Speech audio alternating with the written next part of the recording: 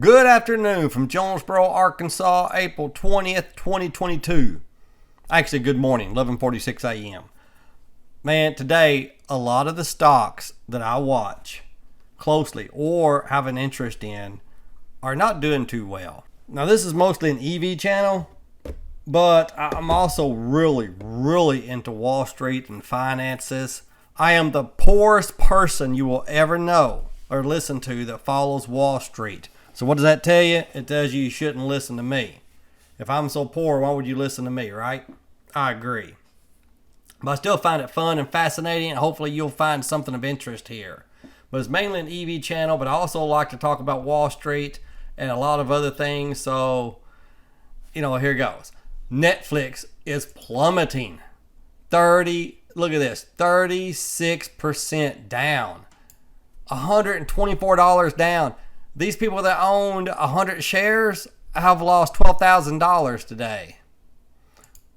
And look at this right here. 380, 348 plummeting. Year to date. Still, okay, let's look. The year to date, let's see, down 31%. So it was close to even before today. But man, that is a disaster.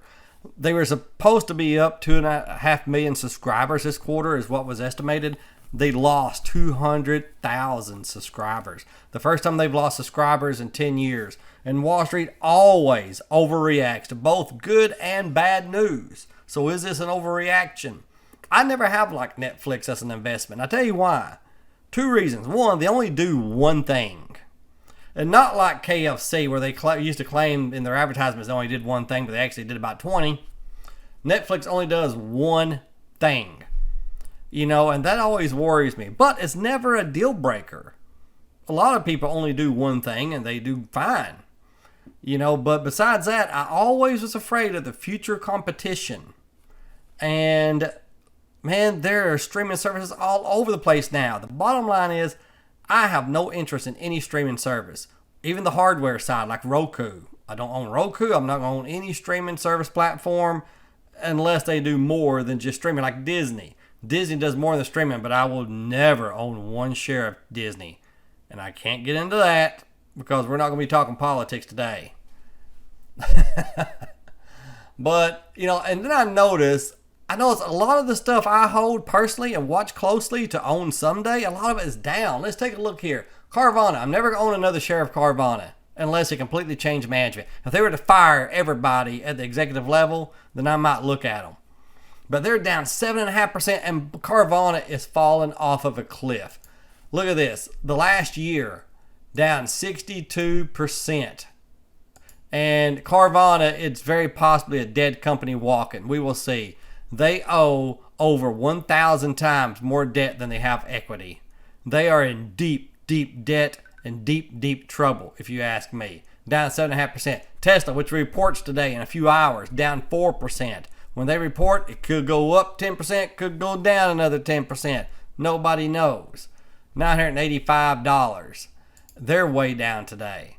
And hopefully it'll bounce back because I own shares of Tesla. Up 38% for the year. Woohoo! Okay, MPX, which I bought my first stake in 2 weeks ago. I've owned this stock for 2 weeks and I'm up 12%. They're up today. And the only reason they were up more. They were up 3% whenever I looked at this. But yes, I'm up 12% in 2 weeks. Am I a genius? No. Because I also own Smith & Wesson and I've lost about 10% over the last few months. So no genius here. Solar Edge, the people that the solar panels I own, down almost 7%. I don't own interest in this company, but I would like to. But mainly because I want to be a part of it. And I'm trying to keep emotions out of it and not invest. I think it's a little bit high right now.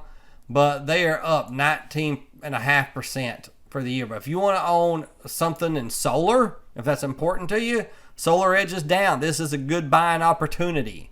Nobody knows how far it's going to fall. I mean, it's gone as high as $389 for the year and as low as $199. But if I had $284, I might would jump in here. But I always carry very little cash balance in my retirement account. So it's hard for me to buy stock because there's never any money in there. I always had to put money in or sell something. I usually don't want to sell anything because 100% of our holdings are in a retirement account. I have no traditional brokerage account.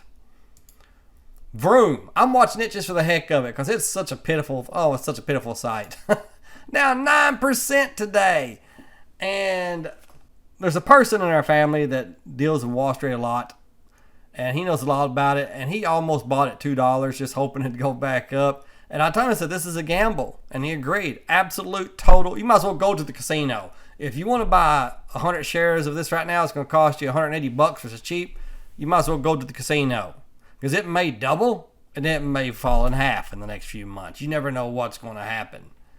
You know, for the year, oh my gosh, look at this. Down 95% for the year. If you're going to buy it now. If you're ever going to own Vroom, buy it now. And you might make a hell of a lot of money. You might. Netflix, 36%. Looks like one more thing and I'm done. Here are the top losers today. Netflix is number one at 36%.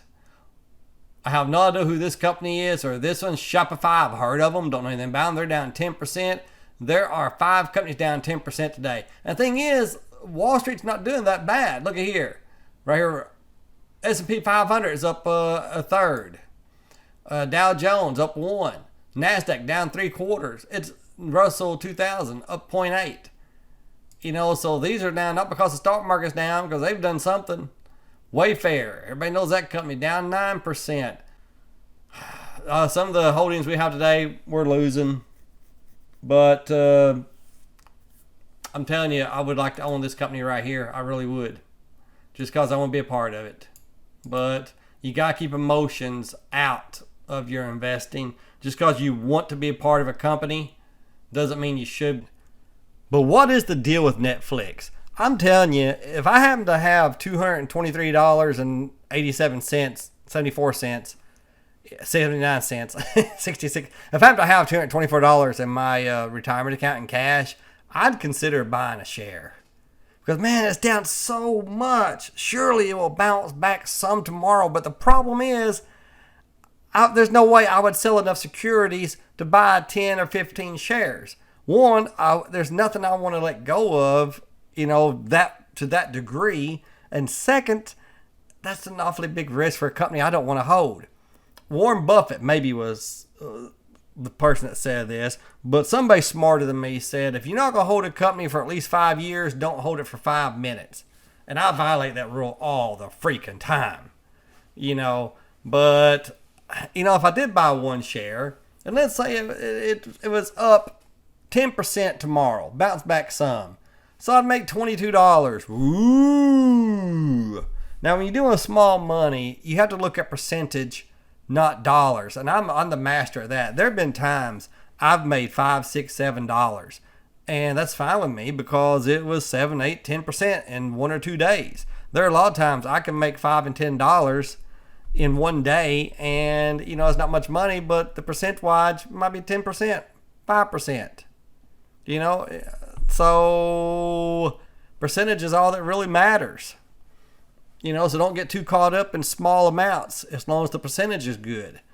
If I bought it now that went up 10% tomorrow, I made 10% of my money in 1 freaking day.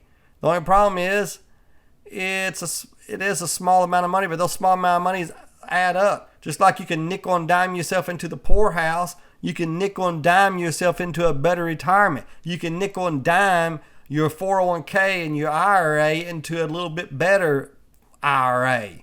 Nickel and dime for 20 and 30 years, and I'm telling you, it's going to be a huge amount of money over the course of a few decades. But still, I don't have $224 in my account.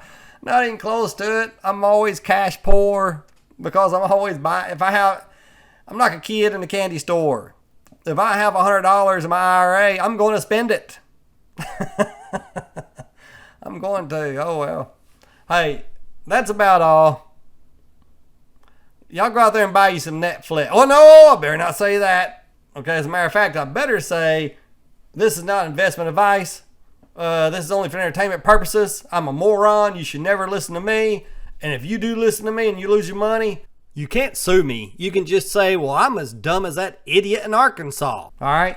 You have a great day. Thanks for watching. Bye.